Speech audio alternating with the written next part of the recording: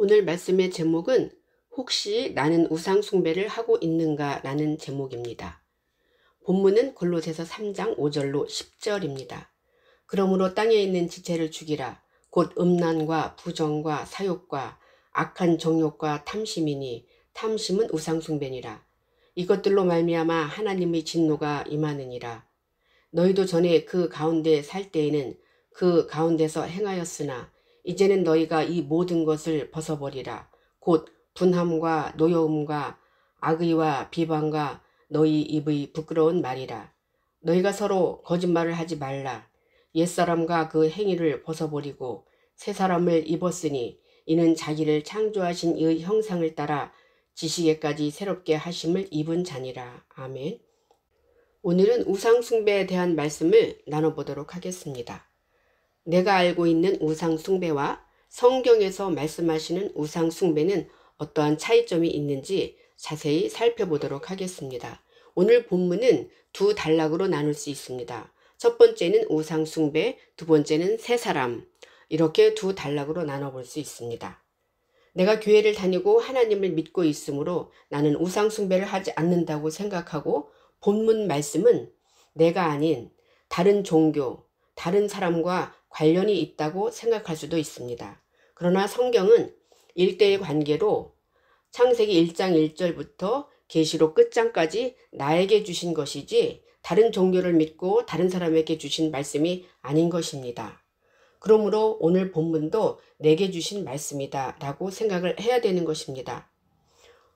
혹시 내가 우상 숭배를 잘못 알고 있다면 우상 숭배에서 벗어나는 기회를 내게 주시는 것으로 오늘 본문 말씀이 나와 관련이 있다라고 생각하시기를 바랍니다.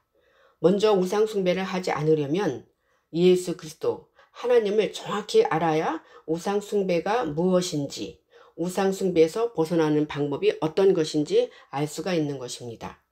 요한복음 1장 1절에 보면 하나님은 태초부터 말씀으로 성령으로 내 안에 와 계신 것을 내가 뒤늦게 말씀을 통해 하나님을 통해 예수 그리스도를 통해 알미 되었던 것입니다.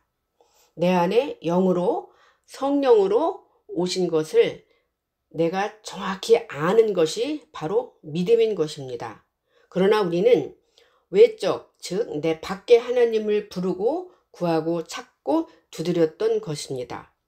보이지 않았기에 불안해서 금송아지, 즉 교회라는 건물 속에 하나님을 가두어 믿고 싶은 것이었습니다.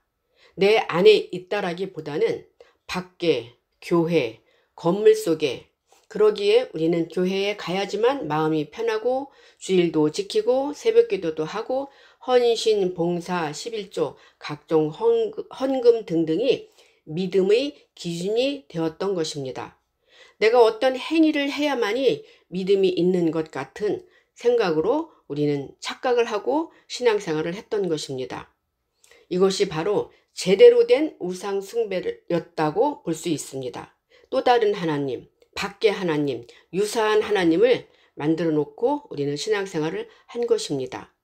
가끔 부흥회나 집회를 가면 큰 소리로 음악을 틀어놓고 예수님을 크게 부르는 것을 많이 보았을 것입니다. 내 안에 예수님이 있다고 확실한 믿음을 가지고 있다면 그렇게 큰 소리로 예수님을 불러야 할 이유가 있을까요? 이제 우상 숭배에 대해서 자세히 본문 5절부터 살펴보도록 하겠습니다. 본문 5절입니다. 그러므로 땅에 있는 지체를 죽이라. 곧 음란과 부정과 사욕과 악한 정욕과 탐심이니 탐심은 우상 숭배니라. 이렇게 기록이 되어 있습니다. 여기 땅이라는 것은 경작지라는 뜻이 있는데요. 땅에 있는 지체를 죽이지 않으면 탐심으로 우상 숭배를 할 수밖에 없다. 이렇게 성경은 말씀하고 있습니다. 땅에 있는 지체를 죽이라는 것은 어떤 것일까요? 아직은 내 안에 경작이 안 되었다는 것이죠. 하나님의 말씀으로 씨가 뿌려져 있지 않고 열매를 맺을 수 없는 상태, 즉 어린아이 신앙 상태이죠. 신앙이 어렸던 것으로 어쩔 수 없이 내 안의 주인이 나인 경우입니다. 그렇기 때문에 내 자신이 내 사고 방식으로 성경도 해석을 할 수 있다는 것입니다. 즉 육신의 사고 방식으로 성경을 해석하고 이야기하고 전하고 이렇게 될 수밖에 없습니다. 그러므로 신앙이 어렸을 때는 나를 이끌고 가는 사람의 말을 따라 나는 그대로 끌려갈 수밖에 없는 것입니다. 고린도전서 12장 1절로 3절을 보시겠습니다. 형제들아 신령한 것에 대하여 나는 너희가 알지 못하기를 원하지 아니하노니 너희도 알거니와 너희가 이방인으로 있을 때에 말 못하는 우상에게로 끄는 그대로 끌려갔느니라. 그러므로 내가 너희에게 알리노니 하나님의 영으로 말하는 자는 누구든지 예수를 저주할 자라 하지 아니하고 또 성령으로 아니하고는 누구든지 예수를 주시라 할 수 없느니라. 이렇게 기록이 되어 있습니다. 우리가 이방인으로 있다는 것은 하나님의 말씀이 내 안에 없는 사람을 바로 이방인이다 이렇게 볼 수 있습니다. 신앙이 어렸을 때이죠. 예수 그리스도가 아직 성령으로 내 안에 임재하지 못한 상태를 바로 이방인이다 그래요. 내가 신앙이 어렸을 때는 나를 우상에게로 끄는 그대로 끌려갔느니라 이렇게 말씀하고 있습니다. 과연 누가 나를 우상에게로 끌고 갔는가요? 오늘날 하나님의 말씀을 전하는 자들이죠. 잘못 알고 전하는 자들이 우리를 우상에게로 끌고 갔는데 우리는 그대로 끌려갈 수밖에 없다 이렇게 말씀하고 있습니다. 그래서 하나님의 영, 성령이 아니고서는 누구든지 예수를 주시라 할 수 없다 이렇게 기록이 되어 있습니다. 성령이 없음에도 불구하고 우리는 나의 주인은 예수님이십니다 라고 말할 수는 있습니다. 그러나 여건과 환경에 따라서 그 말하는 것과 행동하는 것이 완전히 달라진다는 것이죠. 그러면 그것은 거짓말입니다. 성령이 임한 자만 예수를 주로 시인할 수 있다. 이렇게 우리는 볼 수 있는 것입니다.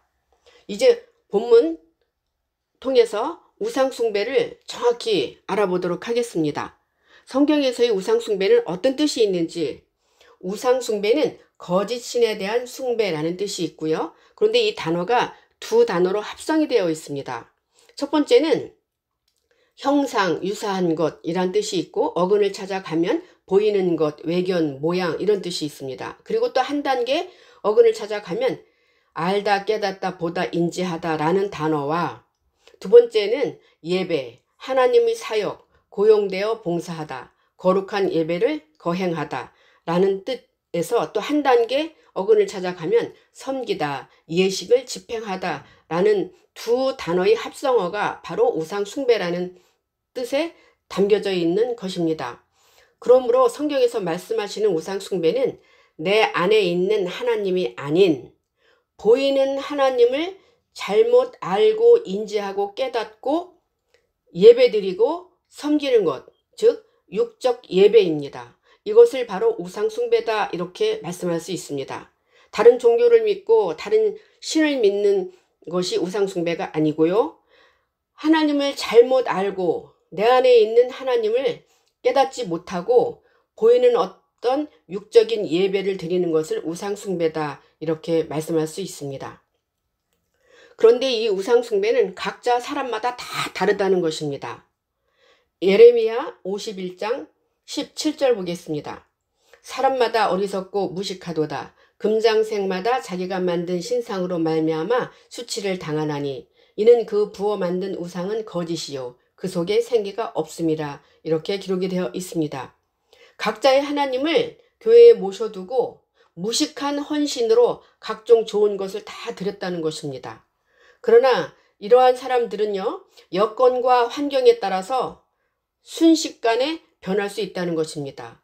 그래서 각자의 하나님을 믿는 사람들은 기도도 각자가 다 다르다는 것입니다. 우리가 우상숭배에서 벗어나지 못하는 또 하나의 이유가 있습니다. 그것은 우상숭배자들은 먹는 것이 같은 것이죠. 유유상종이라고 말할 수 있습니다. 주고받는 말씀이 같음으로써 서로 먹고 마시고 뛰놀고 좋아하고 함께 술에 취해 있다라고 볼 수 있습니다. 고린도전서 5장 11절 보겠습니다. 이제 내가 너에게 쓴 것은 만일 어떤 형제라 일컫는 자가 음행하거나 탐욕을 부리거나 우상숭배를 하거나 모욕하거나 술 취하거나 속여 빼앗거든 사귀지도 말고 그런 자와는 함께 먹지도 말라 이렇게 기록이 되어 있습니다. 다른 종교를 믿는 사람들과 밥과 술을 먹지 말라는 그런 내용인가요? 절대 그런 내용은 아니고요. 이것은 습관이 오래되어 있기 때문에 육신적인 사람의 교훈을 받아들이지 말라는 것이죠. 잘못된 하나님의 말씀을 전하는데 거기에 동참하지 말고 듣지도 말라는 것입니다. 즉, 술 취하지 말고 쳐다보지도 말아야 한다. 성경은 이렇게 말씀하고 있습니다. 육신의 어떤 교훈과 윤리와 도덕적으로 전하는 인간적인 말씀에 아멘에서 받아먹지 말라는 것을 성경은 말씀하고 있습니다. 우상의 제물을 이제 먹는 내용도 성경에 나와 있는데요.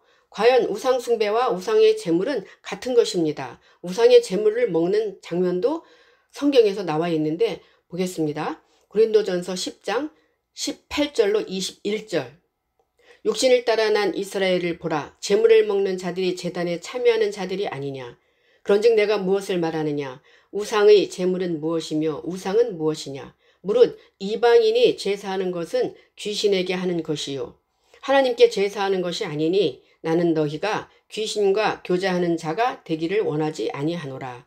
너희가 주의 잔과 귀신의 잔을 겸하여 마시지 못하고 주의 식탁과 귀신이 식탁에 겸하여 참여하지 못하리라. 이렇게 기록이 되어 있습니다.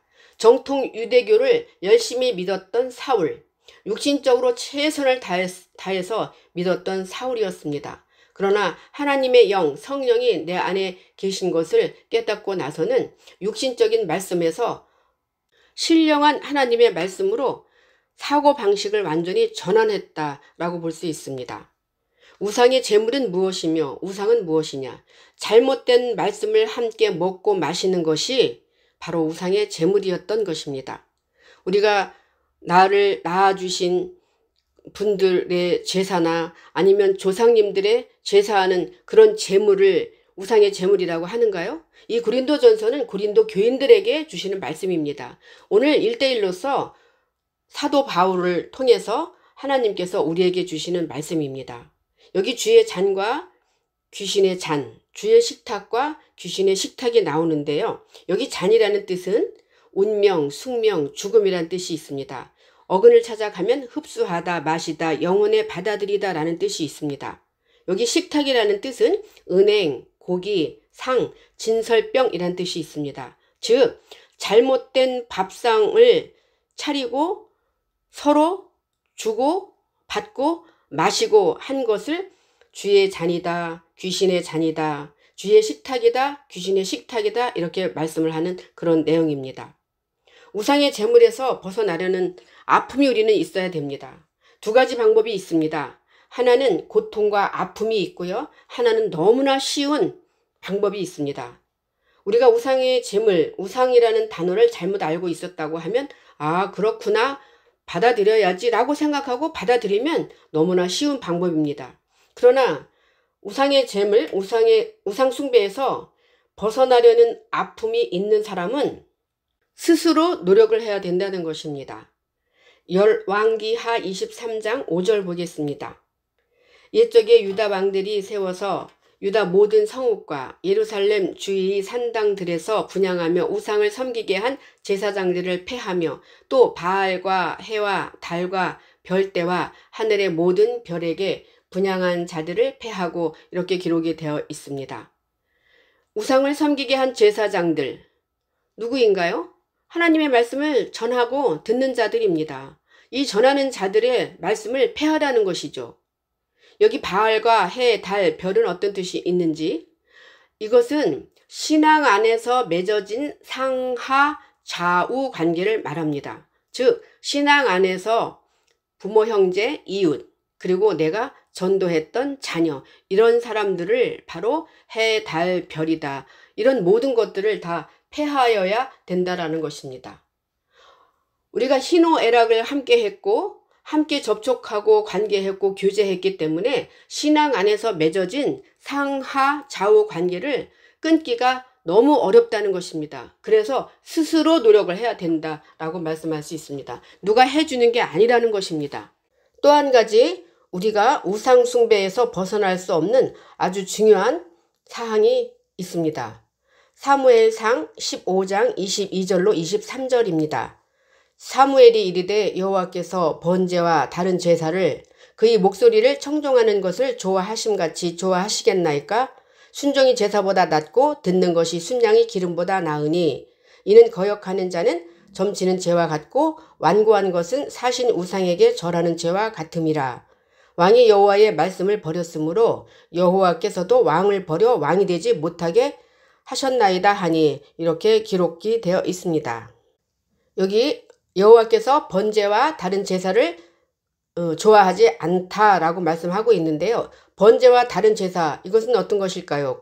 구약에서는 번제와 제사라고 말씀할 수 있지만 신약에서는 각종 예배와 헌금, 그리고 어떤 좋은 환경에서 했던 여러 가지 프로그램, 이런 모든 것을 바로 번제와 다른 제사로 표현할 수가 있습니다. 이런 것을 좋아하지 않는다는 것입니다. 하나님 말씀에 순종하는 것이 중요하지 그런 것들은 좋아하지 않는다.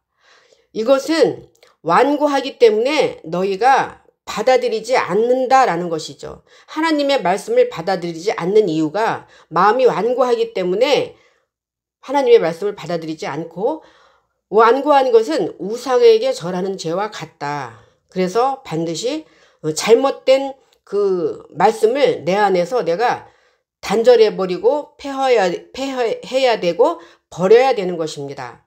잘못 알고 있었던 언어와 단어, 여러 가지 뜻이 있는데 그런 모든 것을 다 벗어버려야 된다. 이렇게 성경은 말씀하고 있습니다. 즉 잘못된 말씀이 자리 잡고 있었던 것은 버리지 못하는 이유는 완고하기 때문에 그렇다라고 성경은 정확하게 말씀할 수 있습니다. 스스로 해야 됨에도 불구하고 희노애락을 같이 했던, 신앙생활을 같이 했던 이런 모든 것을 우리가 벗어버릴 수 없는 상황을 사무엘상을 통해서 우리는 보고 배웠습니다. 이제 신앙의 새로운 도전, 우상에서 벗어날 수 있는 방법, 신앙생활을 최선을 다해서 해야 되는 이유를 보겠습니다. 두 번째 단락입니다. 8절, 9절, 10절. 이제는 너희가 이 모든 것을 벗어버리라. 곧 분함과 노여움과 악의와 비방과 너희 입의 부끄러운 말이라.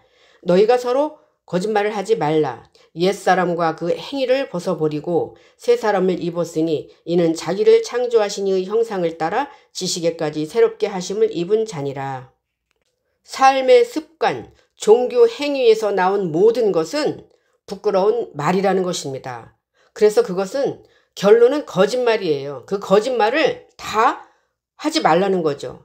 옛사람에서 나온 어떤 묵은 누룩, 그리고 행위, 직분과 연습된 것, 이런 모든 것을 벗어버리라는 것이죠.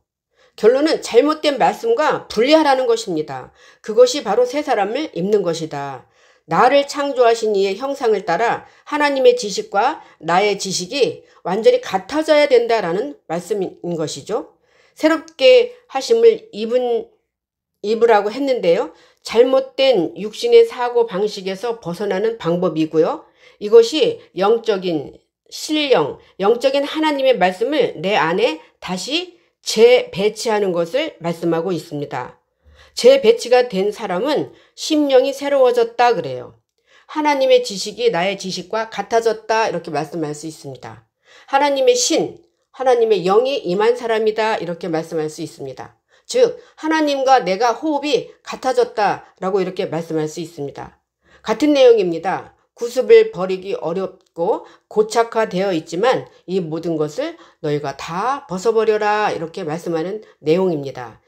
에베소서 4장 22절로 24절. 너희는 유혹의 욕심을 따라 썩어져 가는 구습을 따르는 옛사람을 벗어버리고 오직 너희의 심령이 새롭게 되어 하나님을 따라 의와 진리 거룩함으로 지으심을 받은 새 사람을 입으라 이렇게 말씀하고 있습니다. 영이 새로워지는 것입니다. 그것이 구습을 버리고 고착화된 종교 생활로 습관화된 나 자신을 다 불살라 버려야 되는 것입니다. 본문 5절에서 땅에 있는 지체로 신앙생활 하는 것은 우상 숭배와 같은 것이다 라고 말씀을 했습니다. 이제 땅에 있는 지체를 죽일 수 있는 확실한 방법을 말씀을 드립니다. 에스겔 36장 25절. 맑은 물을 너희에게 뿌려서 너희로 정결하게 하되 곧 너희 모든 더러운 것에서와 모든 우상 숭배에서 너희를 정결하게 할 것이며, 이렇게 기록이 되어 있습니다. 맑은 물, 생수, 이것을 내가 늘 먹고 나의 사고 방식이 변한다고 하면 그것은 우상 숭배에서 벗어나는 것이고 내가 정결하게 되는 것이다. 이렇게 말씀을 하는 내용입니다. 우리가 알고 있는 우상 숭배와 완전히 의미와 단어의 뜻이 바뀐 것이죠. 결론을 보겠습니다. 우상 숭배는 내 안에의 주인이신 하나님을 밖에 계시다고 생각하면서 헌신하고 봉사하고 육체의 고난으로 신앙생활, 즉 종교생활 했던 것으로 살아가는 것을 바로 우상숭배다, 이렇게 말씀할 수 있습니다. 우상숭배에서 벗어나는 것은 하나님이 주신, 예수 그리스도께서 주신 생수, 물을 내가 늘 먹고 마셔야 하는 것입니다. 우상숭배에서 벗어나는 방법 또 하나는 옛사람, 그동안 내가 했던 모든 종교 행위, 그리고 내 입에서 나와서 전했던 모든 것들, 이것이 다 거짓말이었던 것입니다. 각종 행위에서 벗어나야 되는 것입니다. 그렇게 우리가 내 삶을, 내 안에 있는 영이 하나님의 영으로 바뀌었다고 하면, 우상숭배에서 바뀌었다고 하면 내 입에서 나가는 말이 바뀌는 것입니다. 육신의 사고 방식이 아닌 영의 사고 방식으로 바뀌었기 때문에 내 입에서 나가는 말도 바뀐다는 것입니다. 그러면 내 안에 있는 그분과 내가 말이 같아지고 호흡이 같아진다. 이것이 우상숭배에서 완전히 벗어나는 것이죠. 말씀이신 하나님이 내 안에 동거함을 알고 나를 통해 하나님을 나타내는 것이 진정한 우상숭배에서 벗어나는 것입니다. 오늘 말씀의 제목처럼 내가 우상숭배에서 벗어날 수 있는 방법을 말씀을 드렸습니다. 이제 하나님께서 말씀하시는 우상숭배의 뜻을 자세히 알았다고 하면 이제 진리를 알았다고 하는 것과 같은 것이죠. 새 사람이 되어서 하나님의 지식과 나의 지식이 같아져서 하나님의 모양과 형상이 나를 통해서 나타나기를 간절히 바랍니다.